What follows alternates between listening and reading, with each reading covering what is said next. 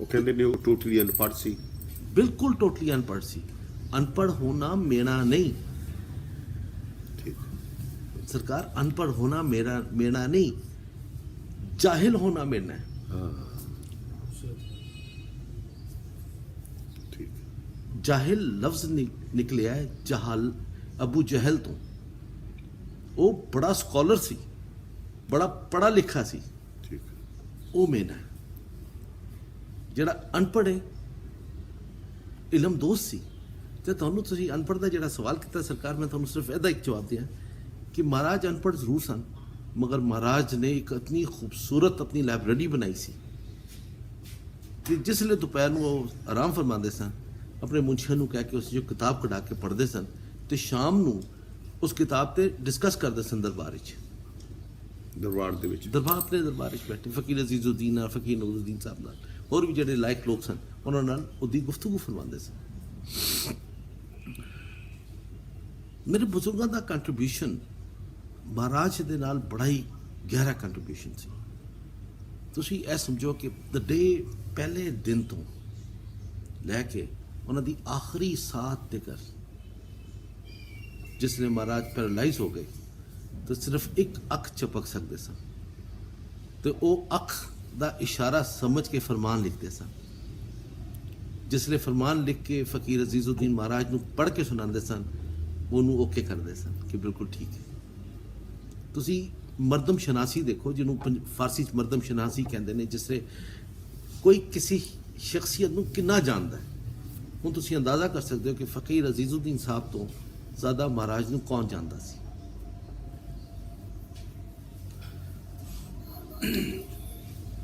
ਮੇਰੇ ਖਾਨਦਾਨ, ਸਿਰਫ ਪੰਜਾਬ ਦੇ ਵਿੱਚ 2 ਐਸੇ ਖਾਨਦਾਨ ਸਨ ਜਿਨ੍ਹਾਂ ਤੇ ਟੈਕਸ ਨਹੀਂ ਸੀ। ਇੱਕ ਮਹਾਰਾਜਾ ਰਣਜੀਤ ਸਿੰਘ ਦਾ ਜ਼ਾਤੀ ਖਾਨਦਾਨ, ਤੇ ਦੂਸਰਾ ਫਕੀਰ ਖਾਨਦਾਨ। ਫਕੀਰ ਖਾਨਦਾਨ।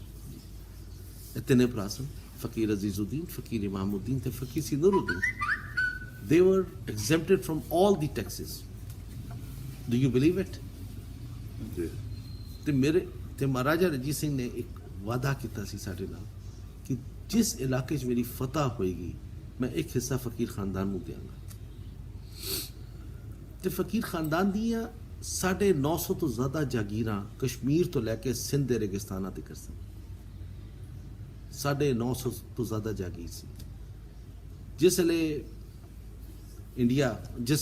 ਈਸਟ ਇੰਡੀਆ ਕੰਪਨੀ ਨੇ ਕਬਜ਼ਾ ਕੀਤਾ ਪੰਜਾਬ ਤੇ ਹਾਵੀ ਹੋਏ, ਤੇ ਜਿਸ ਤਰ੍ਹਾਂ ਮਹਾਰਾਜ ਦੀ ਜਾਇਦਾਦ ਜ਼ਬਤ ਹੋਈ, ਬਾਕੀ ਸਰਕਾਰ ਫਕੀਰ ਖਾਨਦਾਨ ਦੀ तमाम ਜਾਗੀਰਾਂ ਜ਼ਬਤ ਹੋਈਆਂ।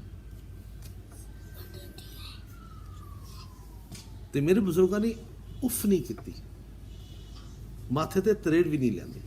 ਉਹਨਾਂ ਨੇ ਬਲਕਿ ਸ਼ੁਕਰਾਨੇ ਦਾ ਸਜਦਾ ਅਦਾ ਕੀਤਾ। ਤੁਹਾਨੂੰ ਇੱਕ ਹੋਰ ਮਿਸਾਲ ਦੇ ਦਿਆਂ ਕਿ ਫਕੀਰ ਨੂਰੁਦੀਨ ਜ਼ਿੰਦਾ ਸਨ ਜਿਸ ਲਈ ਵਾਕਿਆ ਪੇਸ਼ ਆਇਆ ਈਸਟ ਇੰਡੀਆ ਕੰਪਨੀ 1849। ਅਜ਼ੀਜ਼ੁਦੀਨ ਵੀ ਪਰਦਾ ਫਰਮਾ ਗਏ ਸਨ, ਤੇ ਉਹਨਾਂ ਦੇ ਛੋਟੇ ਭਾਈ ਇਮਾਮੁਦੀਨ ਵੀ ਪਰਦਾ ਫਰਮਾ ਗਏ ਸਨ।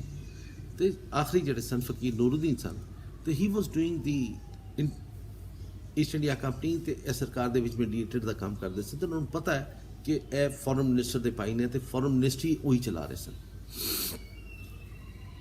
ਤੇ ਨੂਰੁਦੀਨ ਦੇ ਬੜੇ ਅੱਛੇ ਤਾਲੁਕ ਅੰਗਰੇਜ਼ਾਂ ਨਾਲ ਸਨ। ਇੱਕ ਤੁਸੀਂ ਸਮਝੋ ਕਿ ਇੱਕ ਬਰਾਬਰੀ ਦੀ ਸਤਹ ਤੇ ਇੱਕ ਇੰਟੈਲੈਕਚੁਅਲ ਤਾਲੁਕ ਸੀ। ਤੇ ਉਹਨਾਂ ਨੂੰ ਪਤਾ ਹੈ ਕਿ ਇਸ ਖਾਨਦਾਨ ਦੀ ਅਸੀਂ ਜਾਗੀਰਾਂ ਜ਼ਬਤ ਕਰ ਲਿੱਤੀਆਂ। ਜਿਸ ਤਰ੍ਹਾਂ ਇੱਕ ਦਫਾ ਫਕੀਰ ਨੂਰੁਦੀਨ ਤੋਂ ਖੁਸ਼ਹਾਲ ਸਿੰਘ ਹੋਰਾਂ ਨੇ, ਸ਼ਾਮ ਸਿੰਘ ਅਟਾਰੀ ਵਾਲੇ ਦੀ ਫੈਮਿਲੀ ਨੇ, ਮਜੀਠੀਆ ਫੈਮਿਲੀ ਨੇ, ਹੋਰ ਵੀ ਮੋਤੀ ਰਾਮ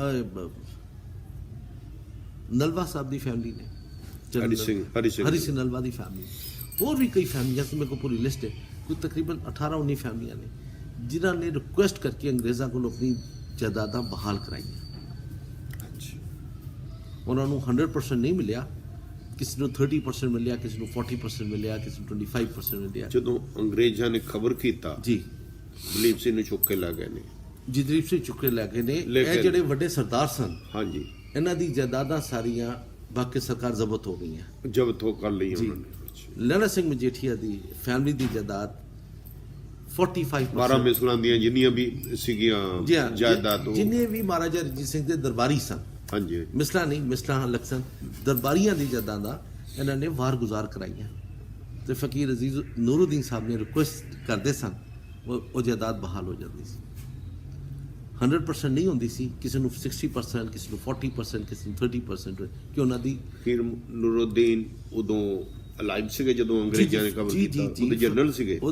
ਨਹੀਂ, ਫਕੀਰ ਨੂਰੁਦੀਨ ਸਾਹਿਬ ਜਿਹੜੇ ਸਨ, ਹਾਂਜੀ ਹੀ ਮਹਾਰਾਜਾ ਦੀ ਜ਼ਿੰਦਗੀ ਦੇ ਵਿੱਚ ਹੀ was minister of health, minister of health ਸੀਗੇ ਨਾ, ਮਿਨਿਸਟਰ ਆਫ ਹੈਲਥ ਸੀ, ਮਿਨਿਸਟਰ ਆਫ ਐਜੂਕੇਸ਼ਨ ਸੀ, minister of planning and development ਸੀ, ਮਿਨਿਸਟਰ ਆਫ ਜਸਟਿਸ ਸਨ, ਗਵਰਨਰ ਆਫ ਲਾਹੌਰ ਸਨ, ਤੋਸ਼ਾਖਾਨਾ ਕਹਿੰਦੇ ਨੇ ਦੀ ਟ੍ਰੇਜਰੀ ਆਫ ਲਾਹੌਰ ਫੋਰਟ ਦੇ ਇੰਚਾਰਜ ਸਨ, ਲਾਰਡ ਚੈਂਬਰਲਨ ਸਨ, ਮਹਾਰਾਜਾ ਦੇ ਹਰਮ ਦੇ ਇੰਚਾਰਜ ਸਨ, ਮਹਾਰਾਜਾ ਦੇ ਕਿਚਨ, ਰਾਇਲ ਕਿਚਨ ਦੇ ਇੰਚਾਰਜ ਸਨ। ਇੰਚਾਰਜ ਤੇ ਉਹਨਾਂ ਦੀ ਕੋਈ ਹਵੇਲੀ ਨਹੀਂ, ਇਹ ਉਹਨਾਂ ਦੀ ਹਵੇਲੀ ਹੈ ਜੀ। ਉਹਨਾਂ ਦੀ ਟੋਟਲ ਮਾਲ ਕਿਉਂ ਕਿ ਕਹਿੰਦੇ ਟੋਟਲ ਮਾਲ ਤੇ ਇਹਨਾਂ ਨੇ ਸਵਾਲ ਕੀਤਾ ਕਿ ਟੋਟਲ ਮਾਲ ਤੇ ਬਾਅਦ ਸ਼ੁਰੂ ਚ ਹੈ ਨਾ, ਉਹ ਤੇ ਵਾਰ ਹੈ ਨਾ, ਇਹ ਫਿਰ ਅਸੀਂ 1730 ਚ ਹਵੇਲੀ ਅਸੀਂ ਅਕਵਾਇਰ ਕੀਤੀ। ਹਾਂ ਜੀ, ਇਹ ਹਵੇਲੀ ਉਹਨਾਂ ਦੀ ਸੀ, ਇਹ ਹਵੇਲੀ ਉਹਨਾਂ ਨੇ, ਉਹ ਮਿਨਿਸਟਰ ਸਨ ਮਹਾਰਾਜਾ ਰਣਜੀਤ ਸਿੰਘ ਦੇ। ਐਸੇ ਤਰ੍ਹਾਂ ਹੀ ਹੈ ਜੀ। ਅੱਛਾ, ਉਹ ਦੂਜਿਆਂ ਦੀਆਂ ਜਾਇਦਾਦਾਂ ਬਹਾਲ ਕਰਾਉਂਦੇ ਰਹੇ ਹੋ ਤੇ ਆਪਣੀ ਜਾਇਦਾਦ ਲਈ ਉਹਨਾਂ ਨੇ ਨਹੀਂ?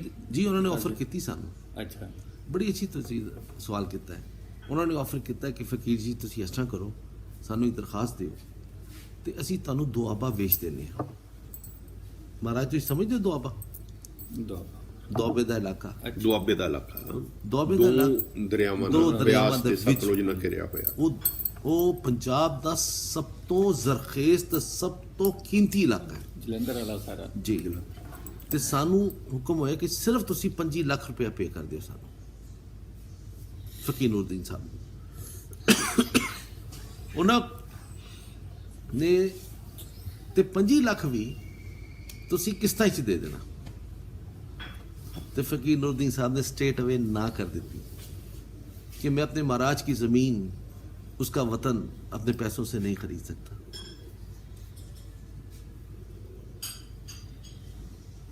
फॉलो कर दे तुसी? बड़ी painful story. He can by the stand Doaba खरीद सकते सन।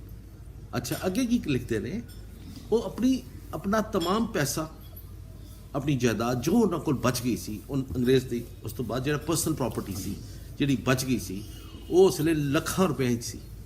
उन्होंने अपना सब कुछ मूवेबल एंड इनमूवेबल प्रॉपर्टी नू वक्फे फी सबीलिल्लाह कर दिता, ट्रस्ट बना दिता, अल्लाह दे रस्ते दे विच, अल्लाह दे रस्ते च वक्फ कर दिता।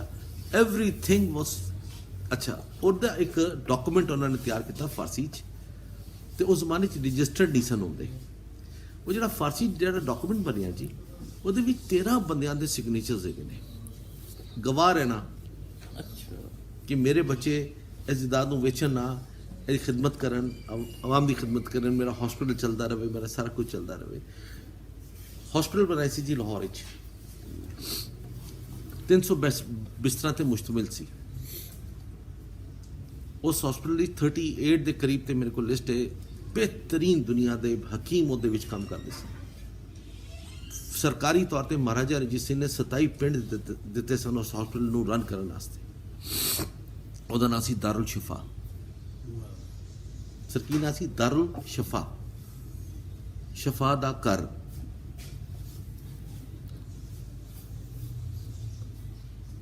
ਜਿਸਲੇ ਵਾਟਰਲੂ ਹੋਇਆ ਤੇ ਜਿਸਲੇ ਅੰਗਰੇਜ਼ ਇੱਥੇ ਪੰਜਾਬ ਵਿੱਚ ਨੌਕਰੀ ਵਾਸਤੇ ਆਏ, ਉਸ ਜ਼ਮਾਨੇ ਦੇ ਵਿੱਚ ਕੁਝ ਡਾਕਟਰਸ ਵੀ ਆਏ ਸਨ, ਜਿਹਦੇ ਵਿੱਚ doctor Honigberger, doctor Steinbach, doctor Martin, doctor Harlan, ਇਹ ਲੋਕ ਯੂਰਪ ਤੋਂ ਚੱਲ ਕੇ ਆਏ ਨੇ। ਤੇ ਮਹਾਰਾਜਾ ਨੇ ਉਸ ਹਸਪਤਾਲ ਵਿੱਚ ਉਹਨਾਂ ਦਾ ਕਿ ਜੀ ਫਕੀਰ ਅਜ਼ੀਜ਼ੁਦੀਨ ਨਾਲ, ਨੂਰੁਦੀਨ ਨਾਲ ਰਾਬਤਾ ਰੱਖੋ ਤੇ work in the hospital. So they brought new medicine in Punjab in those days। ਉਹ ਹੋਮਿਓਪੈਥ ਦਾ ਮੈਡੀਸਨ ਦਾ ਕੰਮ ਕਰਦੇ ਸਨ। ਉਹ ਨਈ ਮੈਡੀਸਨ ਲੈ ਕੇ ਆਏ, ਹੋਮਿਓਪੈਥ ਦਾ ਇਲਾਜ ਸ਼ੁਰੂ ਕਰਾਇਆ। ਤੇ ਉਹ ਆਪਣੀ ਕਿਤਾਬ ਵਿੱਚ ਲਿਖਦੇ ਨੇ 35 years in East ਦੇ ਵਿੱਚ ਲਿਖਦੇ ਨੇ ਕਿ it is a whole day affair to work in this hospital। ਸਾਰਾ ਦਿਨ ਮੇਰਾ ਲੱਗ ਜਾਂਦਾ ਹੈ, ਸਾਰਾ ਦਿਨ ਸਾਰੇ ਹਕੀਮ ਕੰਮ ਕਰਦੇ ਰਹਿੰਦੇ ਨੇ, ਸਾਰਾ ਦਿਨ ਦਾ ਕੰਮ ਹੁੰਦਾ ਹੈ, ਅਸੀਂ ਥੱਕ ਜਾਂਦੇ ਹਾਂ ਇਸ ਹਸਪਤਾਲ ਵਿੱਚ। ਉਹ ਹਸਪਤਾਲ ਚੱਲਦਾ ਰਿਹਾ ਸਰ। ਤੇ ਸਰਕਾਰ ਨੇ ਤੁਹਾਡੇ ਵਾਸਤੇ ਜੀ ਬਸ ਉਹ ਹਸਪਤਾਲ ਚੱਲਦਾ ਰਿਹਾ। ਰਣਜੀਤ ਸਿੰਘ ਤੋਂ ਬਾਅਦ ਗਵਰਨਮੈਂਟ ਨੇ ਟੇਕ ਓਵਰ ਕੀਤਾ ਤੇ ਫਿਰ ਜ਼ਰੂਰਤ ਮਹਿਸੂਸ ਹੋਈ ਇਹਨਾਂ ਨੂੰ ਐਕਸਟੈਂਸ਼ਨ ਕਰਨੀ ਸੀ। ਈਸਟ ਇੰਡੀਆ ਕੰਪਨੀ ਵਾਲੇ ਨੇ, ਅੰਗਰੇਜ਼ ਸਰਕਾਰ ਨੇ, ਤੇ ਉਹ ਐਕਸਟੈਂਸ਼ਨ ਕਿਸ ਤਰ੍ਹਾਂ ਹੋਈ? ਉਸ ਤੋਂ ਬਾਅਦ ਜਿਸ ਨੇ ਐਕਸਟੈਂਸ਼ਨ ਕੀਤੀ ਤਾਂ ਉਹਦਾ ਨਾਮ ਬਦਲਿਆ ਗਿਆ, ਅੱਜ ਉਹਨੂੰ ਮਿਓ ਹਸਪੀਟਲ ਕਹਿੰਦੇ ਨੇ। ਅੱਛਾ ਦਾਰੂ ਸ਼ਿਫਾ ਦਾਰੂ ਸ਼ਿਫਾ ਦਾ ਹਸਪੀਟਲ ਕੋਈ ਤੇ ਏਡੀ ਵੱਡੀ ਜ਼ਬਰਦਸਤ